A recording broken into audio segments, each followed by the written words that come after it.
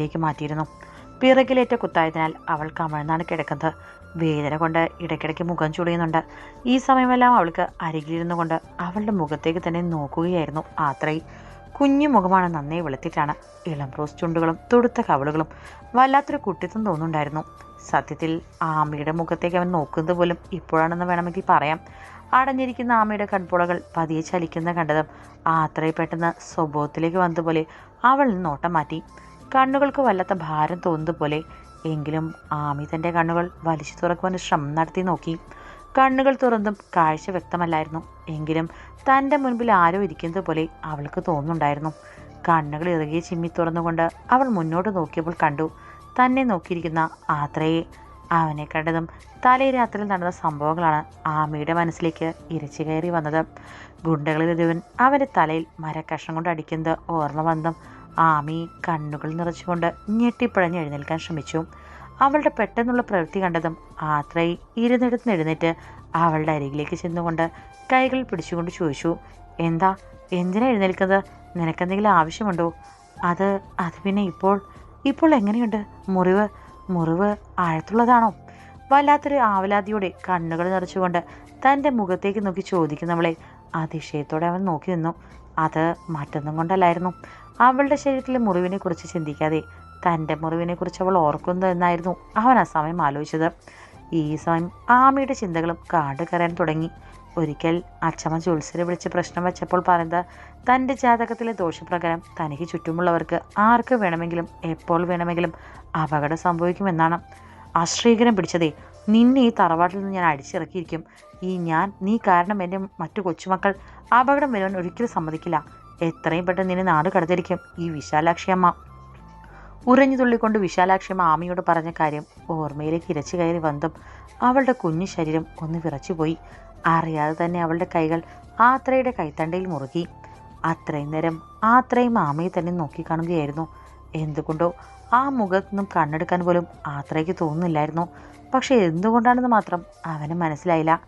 എടോ ആത്മിക, താൻ എന്തിനാ ഇങ്ങനെ ഭയക്കുന്നത്? ശരീരം വരാതെ ഉലയ്ക്കരുത്. തൻ്റെ പിറകിൽ സ്റ്റിച്ചിട്ടിട്ടുണ്ട്, അതുകൊണ്ട് അനങ്ങാതെ കിടക്ക്. അത്രയും പറഞ്ഞ് അവൾ പിടിച്ച കൈകളെ വേർപെടുത്തിക്കൊണ്ട് ആത്രയെ മുറിയിൽ നിന്ന് പുറത്തേക്കിറങ്ങാൻ ഒരുങ്ങിയതും ആമിയോനെ പിറകിൽ നിന്ന് വിളിച്ചു. അതെ സാർ. പുറത്തേക്കിറങ്ങാൻ തുടങ്ങിയ ആത്രയെ അവളുടെ സാർ എന്നുള്ള വിളിയിൽ പെട്ടെന്ന് അങ്ങനെ തന്നെ നിന്നു. ഒരു നിമിഷം ഇന്നലെ രാത്രി അവൾ തന്നെ കണ്ണേട്ട എന്ന് വിളിച്ചത് അവൻ്റെ ഓർമ്മയിലേക്ക് ഇരച്ചു കയറി വന്നു. സത്യത്തിൽ ആമയുടെ സാർ എന്നുള്ള സംബോധന ആത്രയ്ക്ക് അത്ര ഇഷ്ടപ്പെട്ടില്ലായിരുന്നു. പക്ഷേ അതെന്തുകൊണ്ടാണെന്ന് മാത്രം അപ്പോഴും അവന് മനസ്സിലായില്ല. എങ്കിലും തൻ്റെ മുഖത്തെ ഭാവവ്യത്യാസം അവൾ തിരിച്ചറിയാതെ ഇരിക്കാൻ നന്നേ ശ്രമിച്ചുകൊണ്ട് ആത്രയെ പിന്തിരിഞ്ഞ് ആമയെ നോക്കിക്കൊണ്ട് ചോദിച്ചു, എന്താടോ ആത്മിക, തനിക്കെന്തെങ്കിലും ആവശ്യമുണ്ടോ? അത് പിന്നെ വീട്ടിൽ അറിയിച്ചിരുന്നോ? അവൾ അല്പം ഭയത്തോടെയും സങ്കോചത്തോടെയും ചോദിച്ചു. ഏയ് ഇല്ല, ഞാൻ പറഞ്ഞിട്ടില്ല, ഇനി വേണം പറയാൻ. അത്രയും പറഞ്ഞ് അവൻ വേഗം പുറത്തേക്ക് ഇറങ്ങിപ്പോയി. എൻ്റെ ദേവി, വീട്ടിലറിഞ്ഞാൽ അച്ഛമ്മ ഇനി എന്തൊക്കെ പ്രശ്നം ഉണ്ടാക്കും? അതോർത്തും ആമയുടെ കുഞ്ഞു ശരീരം ഒന്ന് വിറച്ചുപോയി. ചായ കുടിക്കൂ. എന്താണ് പതിവില്ലാതെ മാധവത്തിൽ നിന്നും വിശാലക്ഷ്മിയും ഗായത്രിയും ഇവിടേക്ക്? പുഞ്ചിരിച്ചുകൊണ്ട് ആത്രയുടെ അമ്മ സരസ്വതി അവരെ നോക്കിക്കൊണ്ട് ചോദിച്ചു. അത് പിന്നെ ഞങ്ങൾ ഒരിടം വരെ പോവുകയായിരുന്നു. പോകുന്ന വഴി ഒന്ന് ഇവിടെ കയറാമെന്ന് കരുതി. ആമി മോൾ എന്ന് കാണുകയും ചെയ്യാമല്ലോ. വിശാലാക്ഷിയമ്മ പുഞ്ചിരിച്ചുകൊണ്ട് സരസ്വതിയെ നോക്കിക്കൊണ്ട് പറഞ്ഞു. അയ്യോ, നിങ്ങൾ അല്പം മുമ്പേ വരണമായിരുന്നല്ലോ. അവർ രണ്ടുപേരും അല്പം മുൻപെയാണ് ഞങ്ങളുടെ തറവാട്ടമ്പലത്തിൽ തൊഴുവാൻ വേണ്ടി യാത്ര തിരിച്ചത്. സരസ്വതി അങ്ങനെ പറഞ്ഞതും ഗായത്രിയുടെ മുഖമൊന്നിരണ്ടു. ആമി ആത്രയുടെ കൂടെ തനിച്ചു പോയതാണെന്ന് ഓർത്തതും അവളുടെ മനസ്സിൽ ആമിയെ കൊല്ലുവാനുള്ള പക ആളെ കത്തുന്നുണ്ടായിരുന്നു. ഗായത്രിയുടെ മുഖഭാവം മാറിയതും വിശാലാക്ഷിയമ്മ അവളുടെ കയ്യിൽ താൻ ഇടത് കൈ ചേർത്ത് വെച്ചുകൊണ്ട് സരസ്വതിയെ നോക്കിക്കൊണ്ട് പറഞ്ഞു. അതേയോ, ഞാൻ അറിഞ്ഞില്ല. ഞങ്ങളോട് ആമിയൊന്നും പറഞ്ഞിരുന്നില്ല ഇങ്ങനെ യാത്ര പോകുന്നതിനെക്കുറിച്ച്. വിശാലാക്ഷിയമ്മ പുഞ്ചിരിച്ചുകൊണ്ട് സരസ്വതിയോട് പറഞ്ഞതും അവരാകെ വല്ലാതെയായി. അയ്യോ, അത് പിന്നെ പെട്ടെന്നുള്ള യാത്രയായിരുന്നു, അതുകൊണ്ടായിരിക്കാം ആമിമോൾ പറയാതിരുന്നത്. ഏയ്, അതൊന്നും കുഴപ്പമുള്ള കാര്യമില്ല. ചിലപ്പോൾ യാത്ര പോകുവാനുള്ള ആവേശത്തിൽ ആമി മറന്നു പോയതായിരിക്കും. കാരണം ഇങ്ങനെയുള്ള യാത്രകളൊന്നും ഞങ്ങൾ അവളെ കൊണ്ട് ചെയ്യിപ്പിക്കാറില്ല. വിശാലാക്ഷിയമ്മ തൻ്റെ കണ്ണുകൾ കുറുക്കിക്കൊണ്ട് സരസ്വതി നോക്കിക്കൊണ്ട് പറഞ്ഞു. അതെന്താ വിശാലാക്ഷിയമ്മ അങ്ങനെ പറയുന്നത്? അപ്പോൾ ആമിമോളെയും കൊണ്ട് നിങ്ങൾ എവിടെയും യാത്ര പോകാറില്ലേ? സരസ്വതി തൻ്റെ മനസ്സിലുള്ള സംശയം വിശാലാക്ഷിയമ്മയോട് ചോദിക്കാതിരുന്നില്ല. താൻ വിചാരിച്ചെടുത്ത കാര്യങ്ങളെത്തിയ സന്തോഷത്തിൽ മനസ്സിൽ കുടിലത നിറച്ച് വിശാലാക്ഷിയമ്മ മുഖത്ത് ദുഃഖഭാവം വരുത്തിക്കൊണ്ട് പറഞ്ഞു. അത് അത് പിന്നെ നിങ്ങൾക്കൊക്കെ അറിയാത്തൊരു കാര്യമുണ്ട്. ഞങ്ങളെല്ലാം ആമിമോളെ അധികം സ്നേഹിക്കാത്തതുപോലെ അഭിനയിക്കുകയാണ്. കാരണം അവളുടെ ജാതകത്തിൽ മൃത്യുദോഷം വളരെ വലുതാണ്. അതുകൊണ്ടാണ് ഞങ്ങൾ ആരും യാത്ര പോകുമ്പോൾ ആമിമോളെയും കൊണ്ട് എവിടേക്കും പോകാത്തത്. എന്തിനു പറയുന്നു, എൻ്റെ തറവാട് പോലും ഞാനിപ്പോൾ ഈ ദോഷം അകറ്റാൻ വേണ്ടി പല ഹോമങ്ങളും പൂജകളും ചെയ്യുകയാണ്. അതുകൊണ്ടാണ് ആമിയുടെ ജാതകദോഷത്തിൻ്റെ പ്രഭാവം ഞങ്ങളുടെ തറവാടിനെ ഏൽക്കാത്തത്. വിശാലാക്ഷിമ പറഞ്ഞു കേട്ടതും സരസ്വതി ആദ്യം ഒന്ന് ഞെട്ടി. എങ്കിലും മുഖത്തെ പരിഭ്രമം മറച്ചു വെച്ചുകൊണ്ട് അവർ ചോദിച്ചു, അല്ല അത് പിന്നെ ഇതൊക്കെ ഇപ്പോഴത്തെ കാലത്ത് ആരെങ്കിലും വിശ്വസിക്കുമോ? അങ്ങനെ ചോദിച്ചാൽ എൻ്റെ സരസ്വതി ഞാൻ എന്ത് പറയാനാണ്? സത്യത്തിൽ ആത്രയായിട്ടുള്ള ഗായത്രിയുടെ വിവാഹം മുടങ്ങിയപ്പോൾ മോൻ ഇങ്ങനെ ഒരു നിബന്ധന മുന്നോട്ട് വയ്ക്കുമെന്ന് ഞാൻ സ്വപ്നത്തിൽ പോലും കരുതിയില്ല.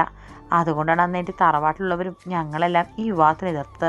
പക്ഷെ നാട്ടുകാരുടെ മുന്നിൽ ഇവളൊരു ജാതകദോഷക്കാരിയാണെന്ന് പറഞ്ഞാൽ ഞങ്ങളുടെ കുടുംബത്തിലെ മാനാഭിമാനം നഷ്ടപ്പെടും. അതുകൊണ്ട് ഒന്നും തന്നെ നിങ്ങളോട് തുറന്നു പറയാൻ അപ്പോൾ സാധിച്ചില്ല. ഏതായാലും ആത്രയും മോനെ ഒന്ന് ശ്രദ്ധിക്കുക, സൂക്ഷിക്കുക. ആമിമോളുടെ ജാതകദോഷത്തിൻ്റെ പ്രഭാവം ചിലപ്പോൾ അവനും ഏൽക്കാൻ സാധ്യതയുണ്ട്. കാരണം അവളുടെ ഭർത്താവാണല്ലോ അവനിപ്പോൾ. അതുകൊണ്ട് ആത്രയൊന്ന് സൂക്ഷിക്കുന്നത് നല്ലതാണ്.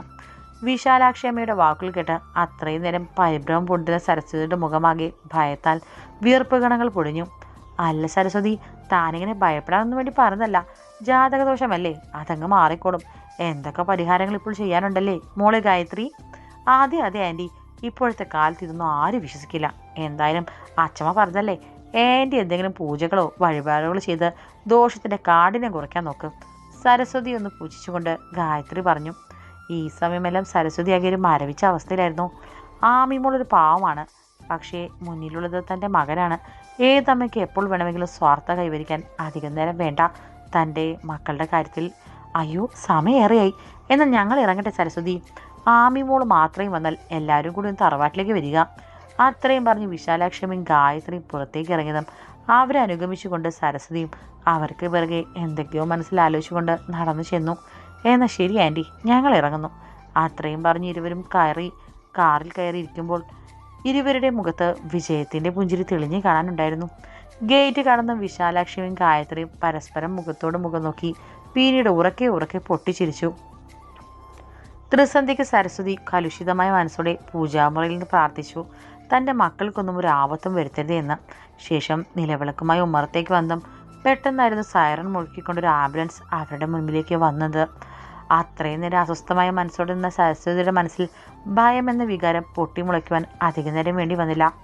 ആംബുലൻസിൽ നിന്ന് തലയിലൊരു കെട്ടുമായി ആത്രയാണ് ആദ്യം ഇറങ്ങിയത്. തൊട്ടുപിറകിൽ തന്നെ വീൽ ചെയറിലിരുത്തിക്കൊണ്ട് ആമിയെയും ആംബുലൻസിൽ നിന്ന് ഇറക്കിയതും എല്ലാവരും അപ്പോഴേക്കും തറവാട്ട് മുൻപിൽ എത്തിയിരുന്നു. എന്താ എന്താ രണ്ടു പേർക്കും പറ്റിയത്? സരസ്വതി ഓടിച്ചെന്ന് കരഞ്ഞുകൊണ്ട് ആത്രയും ആമിയും നോക്കിക്കൊണ്ട് ചോദിച്ചു. അതൊന്നുമില്ല അമ്മേ, ചെറിയൊരു ആക്സിഡൻറ്റ്, പേടിക്കാനൊന്നുമില്ല. തറവാട്ടിലെ അംഗങ്ങളെല്ലാവരും ഇരുവരെയും മാറി മാറി സംശയത്തോടെ നോക്കുന്നുണ്ടായിരുന്നു. എന്നാൽ ആർക്കും മുഖം കൊടുക്കാതെ ആത്രയെ ആമിയെയും മുന്തിക്കൊണ്ട് അകത്തേക്ക് കയറിപ്പോയി. ഇതേ സമയം സരസ്വതിയുടെ മനസ്സിൽ വിശാലാക്ഷമ്മയുടെ വാക്കുകൾ ഒരു വിസ്ഫോടനം പോലെ അലയടിച്ചുകൊണ്ടേയിരുന്നു. ആത്രയുടെ മുറിയിൽ കട്ടിൽ കിടക്കുകയാണ് ആമി. തൊട്ടരികിലായി തന്നെ ആത്രയും നിൽക്കുന്നുണ്ട്.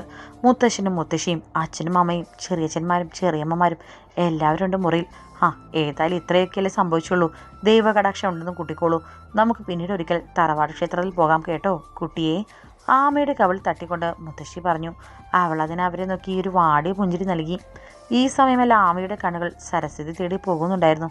ഇത്രയും നേരമായിട്ട് അവർ തന്നോടൊന്നും സംസാരിച്ചിട്ടില്ലല്ലോ എന്നോർത്തതും ആമിയിൽ സത്യത്തിൽ ഭയമെന്ന വികാരം ഉടലെടുക്കാൻ തുടങ്ങിയിരുന്നു. എല്ലാവരും ഇവരെ കണ്ടില്ലേ, എന്നാൽ ഇറങ്ങൂ, അവർ അല്പസമയം റെസ്റ്റ് എടുത്തോട്ടെ. മുത്തശ്ശി പറഞ്ഞതും ആത്രയും ആമിയെയും ഒന്ന് നോക്കിക്കൊണ്ട് പലരും പല ഭാവത്തിൽ പുറത്തേക്ക് ഇറങ്ങിപ്പോയി. ആത്രയുടെ സഹായത്തോടെ ആമി രാവിലെ ഫ്രഷായി മുറിയിലേക്ക് വന്നു. അവളെ അവൻ കൈകളിൽ എടുത്തുകൊണ്ട് ബെഡിൽ കിടന്ന സമയമാണ് ഗായത്രി അലറി കരഞ്ഞുകൊണ്ട് അവരുടെ മുറിയിലേക്ക് ഇടിച്ചു കയറി വന്നത്. സത്യത്തിൽ ഗായത്രിയുടെ കരച്ചിൽ കേട്ട് ആത്രയും ആമിയും ഞെട്ടാതിരുന്നില്ല. അയ്യോ ആത്രേ, എന്താ ആത്രേ സംഭവിച്ചത്? തലയിൽ മുറിവുണ്ടല്ലോ. എങ്ങനെയാ പറ്റിയത്? സൂക്ഷിക്കണ്ടേ? എന്തെങ്കിലും സംഭവിച്ചിരുന്നെങ്കിലോ? ഞാൻ ഗായത്രി കൈകൾ കൊണ്ട് മുഖം പൊട്ടി കരഞ്ഞു. എന്തുകൊണ്ടോ ഗായത്രിയുടെ കരച്ചിലുമെല്ലാം ആത്രയെ വല്ലാതെ അസ്വസ്ഥമാക്കുന്നുണ്ടായിരുന്നു. അവരൊന്നും മിണ്ടാതെ ആമി കട്ടിലേക്ക് ചേർത്ത് കിടത്തി. ഇതുകൂടി കണ്ടതും ഗായത്രിയുടെ മുഖം ദേഷ്യം കൊണ്ട് വലിഞ്ഞു മുറുകി.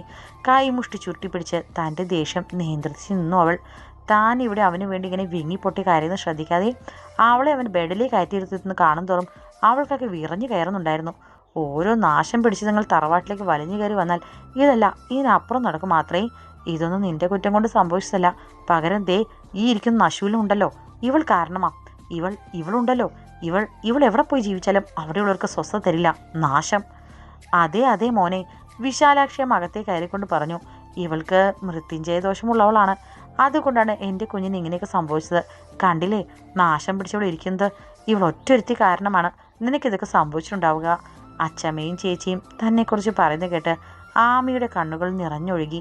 അവൾ തൻ്റെ കണ്ണുനീർ അടക്കി പിടിക്കുവാൻ എത്ര ശ്രമിച്ചിട്ടും അത് കണ്ണുകളിൽ നിന്ന് നിറഞ്ഞു പുറത്തേക്ക് ഒഴുകിക്കൊണ്ടേയിരുന്നു. വിശാലാക്ഷി അമ്മയും ഗായത്രിയും പറഞ്ഞ് കേൾക്കുന്നുണ്ടെങ്കിലും ആത്രയുടെ മുഖം അപ്പോഴും ആമിയുടെ മുഖത്ത് തന്നെയായിരുന്നു. ആമി ആ സമയം ആത്രയെ തന്നെ നോക്കിക്കാണുകയായിരുന്നു. അവനെ നോക്കുന്നുണ്ടെങ്കിലും അവളുടെ മനസ്സിൽ താൻ കാരണമാണോ ആത്രയ്ക്ക് ഇങ്ങനെ സംഭവിച്ചെന്നുള്ള ഭയവും ഒപ്പം അച്ചമ്മയും ചേച്ചിയും തന്നെ അപമാനിക്കുന്നതിനുള്ള സങ്കടവും എല്ലാം കൊണ്ടും അവളുടെ മുഖമാകെ വിവരണമായിരുന്നു. അവനെ നോക്കിന്ന് പുഞ്ചിരിക്കാൻ ആമി ശ്രമിച്ചെങ്കിലും അത് നന്നേ പരാജയപ്പെട്ടുപോയി. എങ്കിലും ചുണ്ടുകൾ കൂട്ടിപ്പിടിച്ച് കരച്ചിൽ ചീളുകൾ പുറത്തേക്ക് വരാതിരിക്കാൻ ആമി നന്നേ ശ്രമിക്കുന്നുണ്ടായിരുന്നു. തങ്ങൾ പറയുന്നത് ആത്ര ശ്രദ്ധിക്കുന്നുണ്ടെന്ന് കണ്ടതും വിശാലാക്ഷി അമ്മ ഗായത്രി എന്ന് തോണ്ടി. അതിനർത്ഥം മനസ്സിലായതുപോലെ ഗായത്രി വീണ്ടും ആമയെക്കുറിച്ച് പറയുവാൻ ഒരുങ്ങി. ആത്രേ, ഇവളുണ്ടല്ലോ, ജസ്റ്റ് സ്റ്റോപ്പ് ഇറ്റ് ഗായത്രി. പെട്ടെന്നുള്ള ആ അത്രയുടെ അലർച്ചയിൽ ഗായത്രിയും വിശാലാക്ഷിയും എന്തിന് കോവിലകത്തുള്ള മറ്റു കുടുംബാംഗങ്ങൾ വരെ ഞെട്ടിക്കൊണ്ട് അവനെ തന്നെ നോക്കി നിന്നു. അത്യധികം വർദ്ധിച്ചു വന്ന ദേഷ്യത്തോടെ ആത്രയെ ഗായത്രിയെ നോക്കി അല്പം ഉച്ചത്തിൽ തന്നെ പറഞ്ഞു. ഗായത്രി, ഞങ്ങളൊരു ദൂരയാത്ര കഴിഞ്ഞ് വരികയാണ്. അതിനോടൊപ്പം തന്നെ എനിക്കും ആത്മീയയ്ക്കും ശരീരത്തിൽ നല്ല ക്ഷീണമുണ്ട്. സോ അതുകൊണ്ട് വിൽ യു പ്ലീസ്? തൻ്റെ മുറിയുടെ വാതിൽക്കലിൽ കൈകൾ ചൂണ്ടിക്കൊണ്ട് ആത്രയെ ഗായത്രിയുടെ മുഖത്ത് നോക്കിക്കൊണ്ട് പറഞ്ഞു. സത്യത്തിൽ ആത്രയുടെ വാക്കുകൾ കേട്ടപ്പോൾ ഗായത്രിക്ക് തൻ്റെ മുഖത്തടിയേറ്റത് പോലെയുള്ള പ്രതീതിയായിരുന്നു. കോവിലകം തറവാട്ടിലെ അംഗങ്ങളുടെ മുന്നിൽ വല്ലാതെ അപമാനിതയായതുപോലെ ഗായത്രിക്ക് തോന്നി. വിശാലാക്ഷിയമ്മയുടെ അവസ്ഥയും മറിച്ചില്ലായിരുന്നു. റാണിയെ പോലെ തൻ്റെ തറവാട്ടിൽ കഴിയുന്ന തൻ്റെ കൊച്ചുമകളെയാണ് ആത്രയെ തങ്ങളുടെ കുലം മുടിക്കാനുണ്ടായ സന്തതിയായി ആമയ്ക്ക് വേണ്ടി എതിർത്ത് സംസാരിച്ചത്. അവരുടെ മുഖം ആമയെ കൊല്ലുവാൻ പാകത്തിൽ ദേഷ്യത്താൽ വലിഞ്ഞു മുറുകിയിരുന്നു. അത് പിന്നെ വിശാലാക്ഷിയമ്മ ആത്രയോട് എന്തോ പറയുവാൻ ഒരുങ്ങിയെങ്കിലും അതിന് തടസ്സം നിന്നുകൊണ്ട് ഗായത്രി വിശാലാക്ഷിയമ്മയുടെ കയ്യിൽ കയറി പിടിച്ചു. ആമയെ ഒന്ന് നോക്കി ഭയപ്പെടുത്തിക്കൊണ്ട് ഗായത്രി ആ മുറിയിൽ നിന്ന് പുറത്തേക്ക് ഇറങ്ങിപ്പോയി. അവൾക്ക് പിറകെയായി വിശാലാക്ഷിയമ്മയും. ഇരുവരും താഴെ കോണിപ്പടികൾ ഇറങ്ങുമ്പോൾ കണ്ടു താഴെ നിൽക്കുന്ന സരസ്വതിയെ. അവരുടെ മുഖഭാവത്തിൽ നിന്നും മുറിയിൽ നടന്ന സംഭവങ്ങൾ അവർ കണ്ടു എന്ന് ഇരുവർക്കും മനസ്സിലായി. ഗായത്രി ഒന്നും മിണ്ടാതെ സരസ്വതി നോക്കിക്കൊണ്ട് വേഗം പുറത്തേക്ക് ഇറങ്ങിപ്പോയി. എന്നാൽ വിശാലാക്ഷിയമ്മ സരസ്വതിയുടെ മുഖത്ത് നോക്കിക്കൊണ്ട് പറഞ്ഞു, മുകളിൽ മട്ടുപ്പാവിൽ ഇരിക്കുന്നവളെ തലയിൽ കയറ്റി വെച്ചോ, അവസാനം നിന്റെ മകന് നീ തന്നെ വായിക്കരി ഇടേണ്ടി വരും സരസ്വതി. വിശാലാക്ഷിയമ്മയുടെ വാക്കുകൾ സരസ്വതിയിൽ ഒരു പ്രകമ്പനം തന്നെ കൊള്ളിച്ചു എന്ന് വേണമെങ്കിൽ പറയാം. അവർ ഞെട്ടിക്കൊണ്ട് വിശാലാക്ഷിയമ്മയെ നോക്കിയതും അവരെ ഒന്ന് പൂച്ഛിച്ചുകൊണ്ട് വിശാലാക്ഷിയമ്മ പുറത്തേക്കിറങ്ങിപ്പോയി. ഈ സമയം അവൻ്റെ മുറിയുടെ മുന്നിലായി നിൽക്കുന്ന ലക്ഷ്മിയെയും അവരുടെ മകൾ പാർവതിയെയും സുവർണയെയും നോക്കിക്കൊണ്ട് ആത്ര ചോദിച്ചു, എന്താ ഇവിടെ വല്ല കളി നടക്കുന്നുണ്ടോ? ഈ മുറിയിലേക്ക് തന്നെ ഉറ്റുനോക്കി നിൽക്കാൻ. അവൻ്റെ ചോദ്യത്തിൽ അവരൊന്ന് ഞെട്ടി. അവർ വേഗം തലയാട്ടി ഇല്ല എന്ന് പറഞ്ഞുകൊണ്ട് വേഗം താഴേക്ക് ഇറങ്ങിപ്പോയി. അപ്പോഴും പാർവതി ആമിയെ തന്നെ ദേഷ്യത്തോടെ നോക്കുന്നുണ്ടായിരുന്നു. അപമാനഭാരത്താൽ തലക്കുഴിച്ചിരിക്കുന്ന ആമിയെ നോക്കിക്കൊണ്ട് ആത്രയെ പറഞ്ഞു, എടോ താൻ കിടന്നോ, എനിക്കൊന്ന് സ്റ്റേഷൻ വരെ പോകണം. തന്നെ നോക്കാൻ രമണി ചേച്ചി ഇപ്പോൾ വരും. അത്രയും പറഞ്ഞ് അവൻ വേഗം മുറിയിൽ നിന്ന് പുറത്തേക്ക് ഇറങ്ങിപ്പോയി. എന്തോ ആത്രയെ പോകുമെന്ന് നോക്കിയിരുന്ന ആമയുടെ കണ്ണുകൾ നിറഞ്ഞൊഴുകുന്നുണ്ടായിരുന്നു. അവൾക്കൊന്ന് അലറി കരയുവാൻ തോന്നി. ജീവിതത്തിൽ വല്ലാതെ തനിച്ചായതുപോലെ തോന്നുന്നുണ്ടായിരുന്നു അവൾക്ക് ആ സമയം. രാത്രി പുറത്തെ മഴയിലേക്ക് നോക്കി നിൽക്കുകയാണ് സരസ്വതി. പുറത്തെ ബാൽക്കണിയിൽ നിന്ന് ആരോട് സംസാരിച്ചുകൊണ്ട് അകത്തേ കയറി ശങ്കർ കാണുന്നത് പുറത്തെ മഴയിലേക്ക് നോക്കി നിൽക്കുന്ന സരസ്വതിയാണ്. എന്താടോ ഭാര്യയെ, താൻ ഇത്രയും നേരമായിട്ട് ഉറങ്ങിയില്ലേ? ശങ്കർ ഒരു കളിതമാശയുടെ സരസ്വതിയോട് ചോദിച്ചുകൊണ്ട് ബാൽക്കണിയുടെ ഡോർ അടച്ചു. ദേവേട്ടൻ വന്നുവോ? ഞാൻ കാത്തിരിക്കുകയായിരുന്നു ഇത്രയും നേരം. സരസ്വതിയുടെ ഗൗരവപൂർണ്ണ സംസാരം കേട്ടതും ശങ്കർ ദേവ് കണ്ണുകൾ ചുരുക്കിക്കൊണ്ട് അവരോട് ചോദിച്ചു, എന്താടോ താനിന് ഇത്രയും നേരം കാത്തിരിക്കണമെങ്കിൽ കാര്യം ഗൗരവമുള്ളതായിരിക്കുമല്ലോ. അത് പിന്നെ ഇന്ന് ശ്രീമാധവത്തിൽ നിന്ന് വിശാലാക്ഷിയും ഗായത്രിയും വന്നിരുന്നു. ശേഷം അവർ തന്നോട് പറഞ്ഞ കാര്യങ്ങളെല്ലാം സരസ്വതി ശങ്കർദേവിനോട് പറഞ്ഞു. എല്ലാം കേട്ട് കഴിഞ്ഞതും ഒന്ന് പുഞ്ചിരിച്ചുകൊണ്ട് ശങ്കർദേവ് പറഞ്ഞു, എടോ താൻ ഈ നൂറ്റാണ്ടിലും ഇതൊക്കെ വിശ്വസിക്കുന്നുണ്ടോ? തനിക്കിതെന്താ പറ്റിയത്? പിന്നെ നമ്മുടെ മോൻ്റെ സ്വഭാവം തനിക്ക് അറിയുന്നല്ലേ. ആ കുട്ടി അവൻ്റെ ഭാര്യയായി വന്നതിന് മുന്നേയും അവൻ ഇത്തരത്തിലുള്ള അപകടങ്ങൾ സംഭവിച്ചിട്ടുണ്ട്. ഇപ്പോൾ ആ പെൺകുട്ടി മൂലമാണ് ഇങ്ങനെയൊക്കെ സംഭവിച്ചതെന്ന് അവർ വരുത്തി തീർക്കാൻ ശ്രമിക്കുകയാണെന്ന് തനിക്ക് ചിന്തിച്ചാൽ പോരെ. അല്ലെങ്കിൽ മാധവത്തിലെ അച്ചമ്മയ്ക്ക് ഗായത്രിയാണ് വലിയ കാര്യം. ആമിമോളെക്കുറിച്ച് അവർ ഇതുവരെ നല്ലതൊന്നും പറഞ്ഞാൽ ഞാൻ കേട്ടിട്ടില്ല. അപ്പോൾ പിന്നെ അവരുടെ നാവിൽ നിന്ന് ഇതിലും ഇതിനപ്പുറം വന്നില്ലെങ്കിലേ അത്ഭുതമുള്ളൂ.